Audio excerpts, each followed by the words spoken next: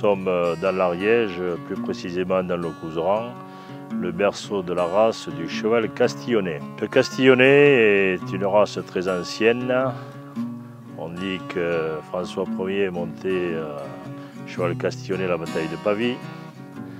On dit également que les grottes d'Ariège ont des peintures rupestres représentant des castillonnais.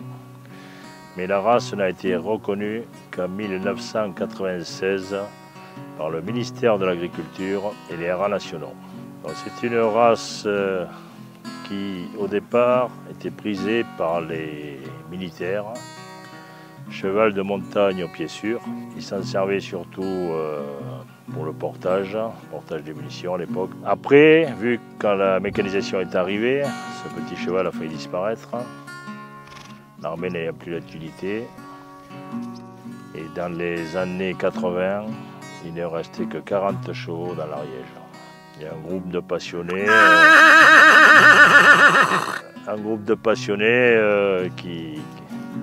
qui a repris cette race et a essayé de la développer. On est passé aujourd'hui à 500 chevaux. Mais c'est encore une race qui est très menacée. C'est un cheval de montagne, comme je dis, au pied sûr. Petit cheval, 1m45, 1m55 au garrot. Sa robe, normalement, est noir pangaré ou baie brun. Il faut savoir que les chevaux dans les Pyrénées, dans l'Ariège, à l'époque, servaient pour les contrebandiers qui partaient en Espagne, ils partaient de nuit. Il valait mieux que les chevaux soient foncés. Aujourd'hui, on utilise cette race, une race qui est de fer, soit montée, soit attelée. On s'en sert également comme cheval de portage encore pour les estives. On retrouve quelques professionnels qui utilisent le castillonnais pour les promenades en montagne.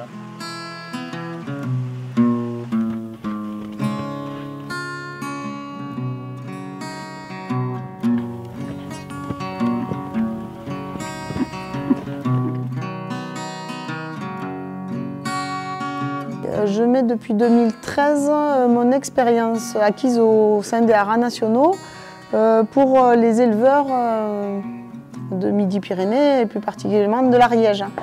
Donc je manipule et je dresse des chevaux de toute race, en particulier voilà, comme celui-ci, le castillonnais, où depuis quelques mois je suis passée centre labellisé. Donc, j'ai dans mes écuries un bon nombre de castillonnais, de sujets castillonnais. Voilà, Dalton est arrivé non débourré, il est maintenant dressé à la selle et en très peu de temps a été mis à l'attelage et prépare maintenant, pourquoi pas, une saison de compétition l'année prochaine à 4 ans en jeunes chevaux.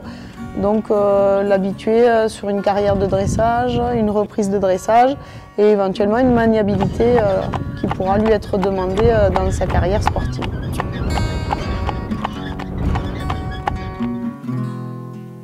J'ai découvert la race des chevaux castillonnais en 2009.